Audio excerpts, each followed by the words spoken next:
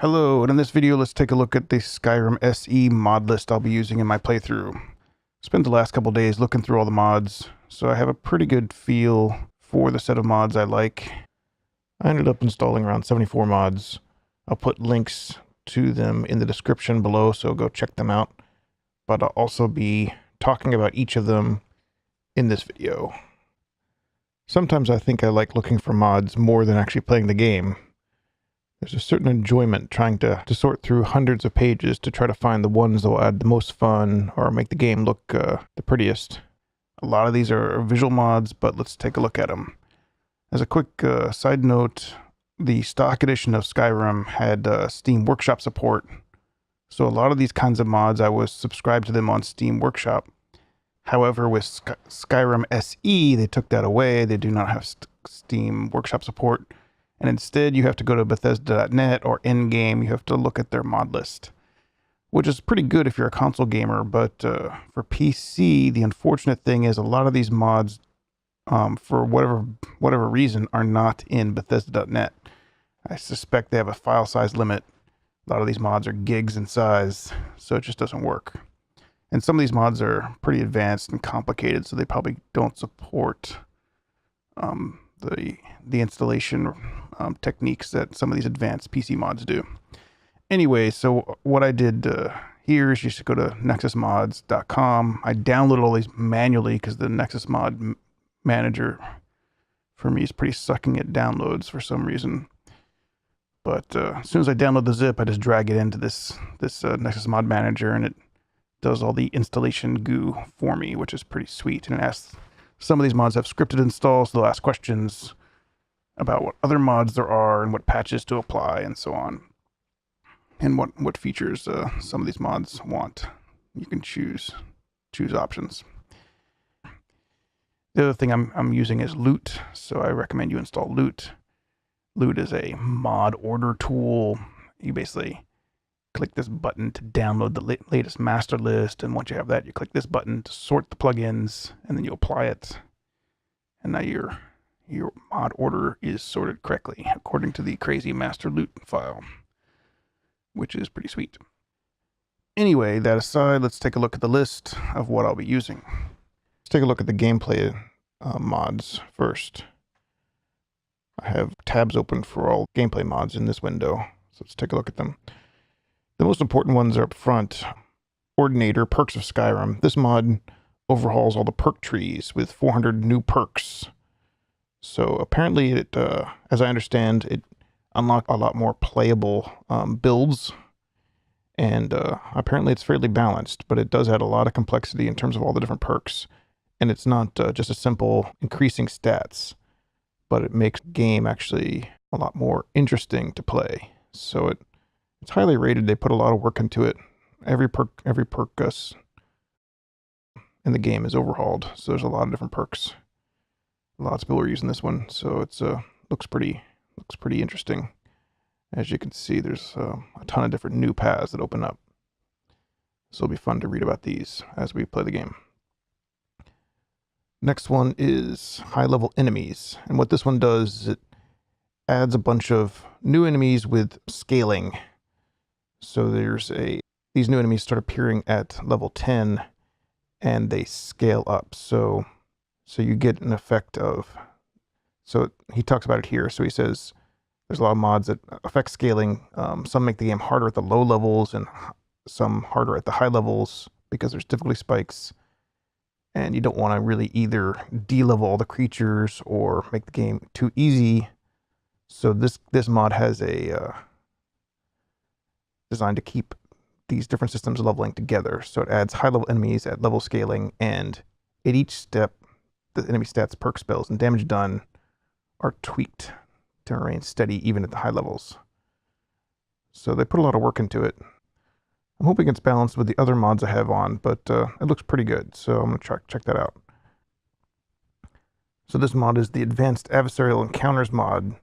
And what this one does, it overhauls the enemies and adds new spells and combat tactics and resistances. So it talks about it here, and basically says that for a lot of different types of enemies, they have new abilities like summoning swarms of bats or whatever. it just makes the enemies more interesting. There's also mini bosses that they beefed up, and they added unique resistances to weapons. So, for example, skeletons are extremely resistant to arrows and so on. So, kind of gives the current monsters a lot more intrigue. So, we'll see if this works out pretty well. The next mod is Diverse Dragons. This is a collection of 28 leveled enemy dragons to give a lot of kind of diversity into the dragons. So you have like poison dragons, and so here's the list of dragons that you can enable or test spawn. Lava dragons and all kinds of crazy dragons. So it'll be fun to check out that. Because after a while in the vanilla game, all the dragons kind of feel the same and aren't really that tricky once you get powerful enough. So hopefully this will be a little bit more interesting. The ones we just looked at are the main ones that change kind of the combat systems. Next one is Immersive Citizens, and so starting here with Immersive Citizens, these ones change the NPC kind of behavior. So this one overhauls the immersion of the AI so that they act more like a real human does. So, for example, the farmers will farm and then go to bed and so on. So they all have like work night schedules, and they'll travel sometimes, and they just respond better. The other thing I really like about this mod is it changed it so that you're not the center of the world, so all the NPCs don't react to you that much anymore. I think in the vanilla game they kind of respond to you and try to treat you as a kind of god among men, and it's not, it gets rather annoying, I mean. So the next one is Relationship Dialogue Overhaul. This adds 5,000 lines of completely voiced NPC dialogue, so they have a lot more to say. So that sounds like a good thing, so why not? Next one is Realistic AI Detection for better sneaking. So he talks about it here. So before, in your vanilla Skyrim, your sneaking was highly dependent on your skill and not so much on your light. Now it's a lot more affected by the light and a lot less on your skill and your perks. So it's a little bit more realistic. He put a ton of work. He describes like 300 hours of research and optimization for all the different situations in the game. So I'm hoping it works out. I don't sneak a ton, but I might as well make it good in case I bother doing it. This is the unofficial Skyrim Special Edition patch. This is a must-have patch no matter what. Just fixes all kinds of random bugs in the game that Bethesda did not yet patch. So it's a good one. I'm also disabling fast travel. I noticed in vanilla Skyrim I was just like kind of warping all over the place to finish quests faster, which kind of defeats the point of Skyrim, in my opinion, because it's mostly about exploration. I also installed the expanded stagecoach service, which adds carriages in a lot of the minor and major towns that didn't have them before. So I figure that I can still warp to using carriages between the towns and then hike it to wherever I need to go. So I don't think it'll be too bad without fast travel. So that's those two mods. Then I'm also using alternate start. This basically allows you to, in the beginning of the game, you get asked a choice of how you want to start the game. You can choose the vanilla start, which is you have to fight a dragon and so on. Or you can choose roleplay, a lot of different starts. A ton of them, I think they coded up. I don't know if it says, it's just an impressive number of different starts to the game. So it just gives you a menu system where you can choose what start you want. So, and that's good for me because I've played the beginning of the game a ton and don't really feel like playing it again. So it'd be kind of cool to start somewhere, so a town I just haven't really explored, and then just go from there. This is a mod to add a bunch of achievements. It says achievement in Spanish, but if you go click on files, there's actually an English version here. This is the special edition version that they ported. It adds 100 unique achievements. And as I understand, there's small perks with this system as well. So there's actually a little bit of a reward as you complete the achievements, which is kind of cool. Unread book glow. This will make the books glow that you haven't read, which is pretty cool if you're trying to collect all the books that you don't have yet. Sometimes I get interested in that. You can turn it off. It's configurable, so I might as well install it.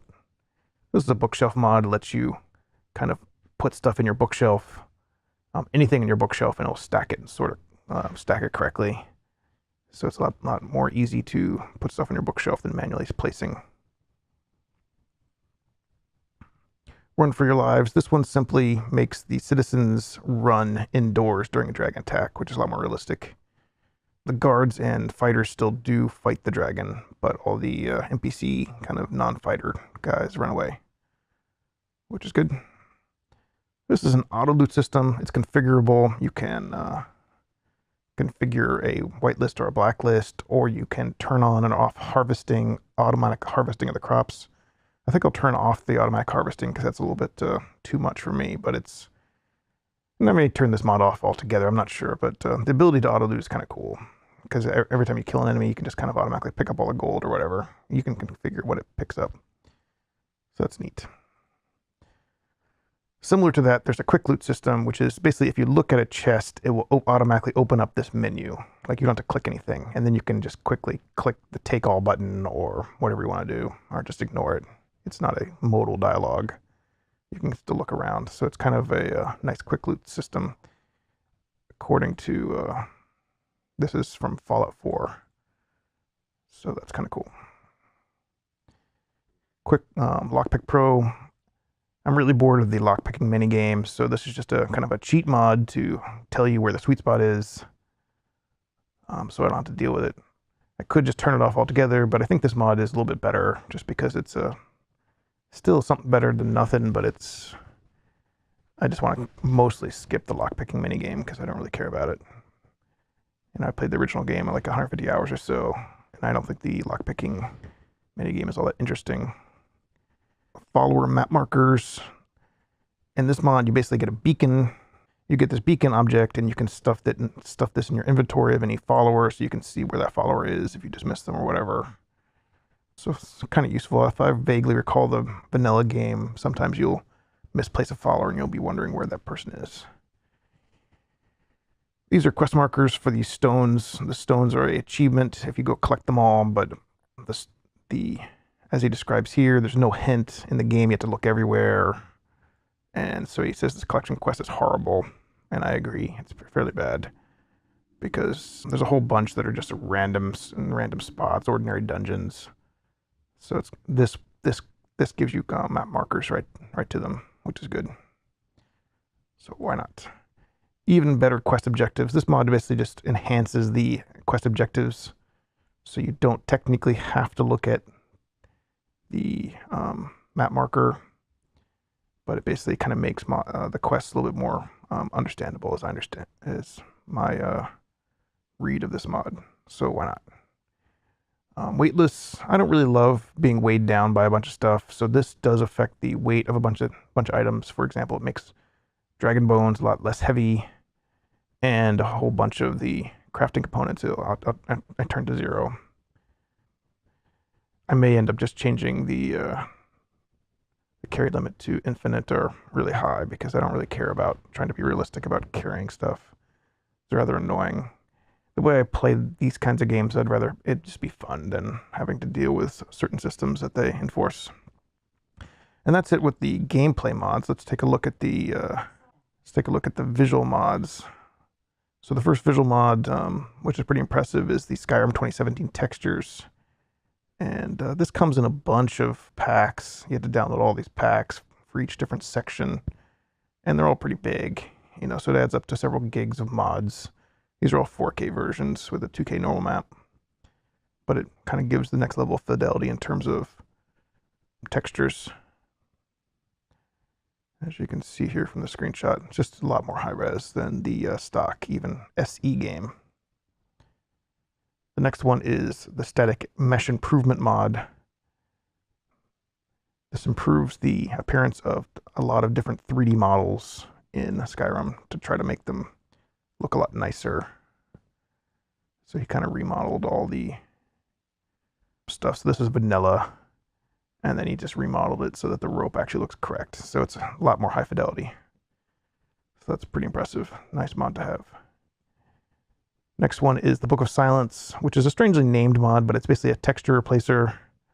And it replaces textures for tons of different armor and weapons, caves and stuff.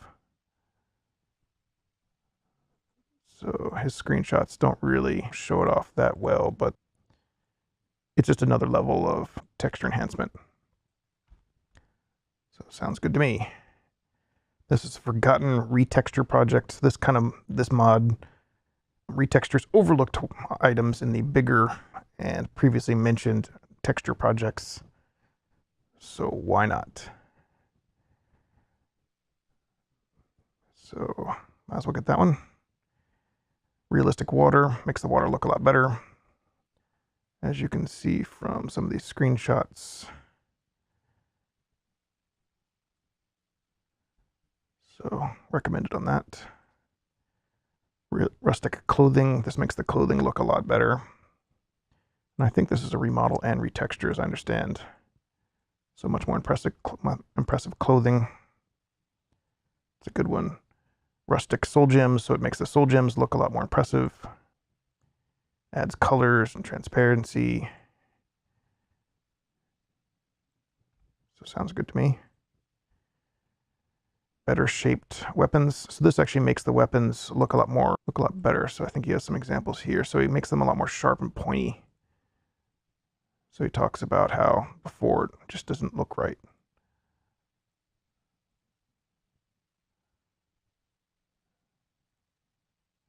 So it's a subtle difference, but it makes the swords look better. Floor overhaul mod. So this enhances a lot of the trees and plants in the game. Make yet another visual upgrade. Awesome potions. This does not add new potions, but it does make the bottles for the potions a lot more visually impressive. As you can see, here's a huge pile of potions, and they're all kind of different looking, which is pretty cool. Improved closed-faced helmets. One of the things that annoys me in this vanilla game is the closed-faced helmets. So a lot of these helmets, by default, you can't see the head of the character because it's closed. So this one opens up the eye slots, so you can actually go and see what the character's eyes and face look like inside their armor, which is pretty sweet. So that's a cool mod from my point of view. Vivid weather. This is another great mod. So it adds a ton of new weather systems to the game. Adds over 500 weather systems. I don't know how there's 500 weather systems, but whatever. It's really nuts. Lots of cloud textures, thunderstorms, and so on. A very impressive mod.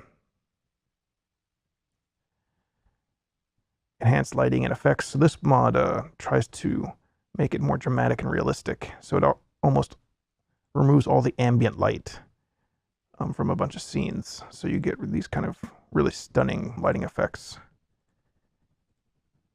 So another kind of highly recommended one. Enhanced blood textures. Game just makes the game a lot more bloody. And you can choose what the blood exactly looks like. There's a bunch of installation options when you install this mod. So blood is good, in my opinion. This is a simple mod. It just adds a display room to your hearth fire, so you can display your loots, because why not? Book covers. This is another kind of impressive mod. So this guy textured all the different books in the game so that they each have a unique book cover texture. So very impressive. A lot of work went into this mod for such a kind of trivial thing. But very cool. This is a very dumb mod, but silly, or a very silly mod rather. It makes the main menu icon spin because it's 3D, so why not? This removes the Bethesda logo, intro logo when you load the game, so whatever. Maybe it loads faster, maybe it doesn't really matter. This mod makes the giants and mammoths bigger. I always thought in the base game the giants and mammoths were too small, so it's kind of cool to have these really ridiculously big giants, which feel pretty epic. This one was kind of cool. This is called Skybirds, and what this does is just adds a bunch of small birds to the game. They don't do anything, it's just another kind of interactive visual treat to the game. I don't think these screenshots really do it justice, but because the birds really move kind of quick, just like real life. But it's a very nice mod, very visually impressive. Sky UI, this is a mod that improves the stock UI to a lot better, more like Excel spreadsheet style, but it looks really good. So I highly recommend that one.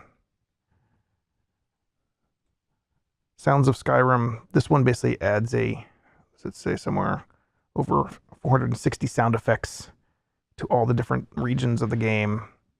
So you have a lot more sound immersion, which is pretty impressive.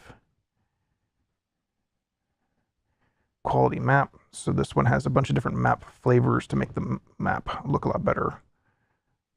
You can choose like a paper map, or you can choose, I think I chose this one, which is a vivid map with roads built in. Or you can choose one without such vivid roads. So this mod is War Maidens, and you have to enable adult content to see this mod because there are nude versions of this mod. And there's 3 versions, 3 different, this guy's made 3 different other mods, wives and NPCs, and they all make the female characters, these hero female characters, look really impressive. So if you look at these screenshots, these female characters look really nice. So we spend a lot of time making these. I believe they're nude versions of these. I'm not really positive. I'm not installing the nude versions of these mods, so it doesn't really matter to me. But there's 3 versions in his set, 3 different mods in his set. War Maidens, Wives, and NPCs. And they all kind of affect hero women, which is pretty sweet. So this one's called Tempered Skin for Males. This makes the body of the males look a lot better. You can choose all these kind of different male styles and like what their skin tone looks like. And there's nude versions of this one as well. But it makes the males in the game look really good, in my opinion. I'm not, of course, installing the nude versions. I'm installing the, I think it was this one I chose. I'm also using the UNP Female Body Renewal mod. This is yet another nude mod if you want it to be, or you can choose the bikini version, so it's not nude. But it does make the bodies look a lot better. I should mention there's a whole big scene for Skyrim porn using another mod called Sex Lab, which you can find at another site. Just search for it, you'll see it. If you go search on your favorite porn website for Skyrim Sex Lab, you'll see a bunch of videos of examples of what it can do. It's pretty impressive. There's a lot of mods for that. But anyway, let's keep going. And the last mod is Total Character Makeover. This is a collection of character improvements to make it to make Skyrim look a little better in terms of the characters. And this one is not nude. There's no nude versions here. So that's about it. I think that covers it. Thanks for watching. See you next time.